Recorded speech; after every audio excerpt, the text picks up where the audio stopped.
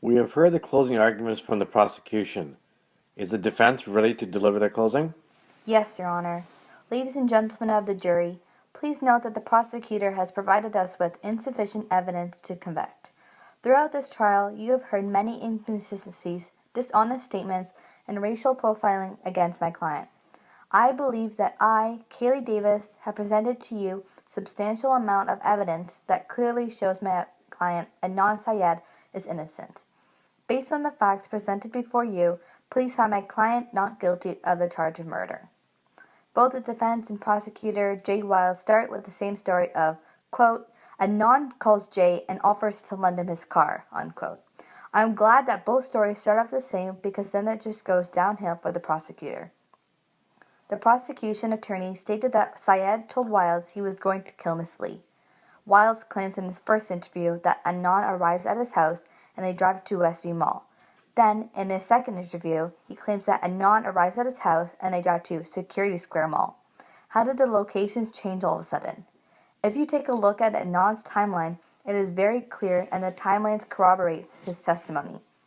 Then we have Jay, with multiple interviews because none of them added up. Mr. Wiles also seems to put Adnan in a difficult situation after every time he is questioned. For example, Detective Ritz questions Jay about why Adnan is leaving the car with him. Wiles responds, quote, because he said he's going to kill Hay, unquote. The whole point of lending his car and phone was so Jay could drive to the mall and pick up a gift for his girlfriend Stephanie's birthday. The more inconsistencies that Jay has providing with us gives more innocence towards Adnan. Miss Davis, do you have any witnesses you would like to call at this time? No, Your Honor. Thank you. You may proceed. Moving along, Adnan and Hay were not supposedly dating at the time the victim was murdered. She had been going out with Dawn, who she had met from work at Lancecrafters. Afterwards, Lee's guardians filed a missing report for their daughter, and immediately Dawn was contacted. Dawn has claimed that he knew exactly what Hay's plans were going to be for the day of January 13th. Since they had spent the night before together, he had also stated that he was at work until 6 p.m. at the time of the event. Coincidentally, his mother, who was also the manager of the Hunt Valley location Lenscrafter store, she was the only one who could verify that he worked that day and could modify any changes made to the employee records. Dawn was ruled out as a suspect almost immediately so they could focus more on Adnan's testimony instead. Dawn may be just an American teenage boy with a strange case, and Adnan is also Pakistani American with some people against him. Consider this to be a form of racial discrimination towards Adnan. We know that Hay had planned to meet up with Dawn on January 13th because of her letter that was found in her car written to him. It mentioned how her interview went well, and multiple alibis have confirmed that she was going for an interview on the day she went missing.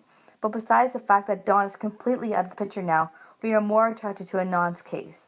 They have made Adnan the subject of interrogation because evidently Dawn's testimony is hiding something more than the public actually knows. Again, Adnan wasn't close friends with Mr. Wiles. He was just his occasional smoking buddy and drug dealer. On the other hand, Wiles was good friends with Jen Pusateri. When she was first contacted about the case, she claimed of not knowing anything or anyone who was involved. Afterwards, the case was open, so were her statements. To recap her interview, stated that Jay told her that Adnan asked to help bury Hay and he refused. Then, somehow the story changes once again. As you can see, Jay and Jen are very similar people. She then states that she picked Wiles up from the mall. Jay says she picks him up from his house. Anywhere they are, they both claim that Jay called her at 3:21 p.m., as recorded in the call logs. But then they say that Jay was at her house until 3:45 p.m. It is strange as someone would call another person, yet they are actually together. In another interview, Pusateri finally admits to Jay running to her for help after Hay had been killed. She helped him get rid of any evidence that was present in the murder, including the shovels brought straight from Jay's house. The 14th of January, she drove him to F&M parking lot so he could throw out all his clothing that he was wearing from the night before in a dumpster nearby. So what I'm getting out of this is that Wiles and Pusateri are visibly involved in this case, possibly framing Anon of the murder. My final question to the jury is, why would the defendant risk his freedom? He had maintained his innocence from the beginning. His family believes he is innocent. His community can all ensure that he would never do something this tragic. Anon had been with Hay for about 8 months. It was like any teenage relationship. Mr. Syed is fully aware of his surroundings during the time of the event and pleads innocent.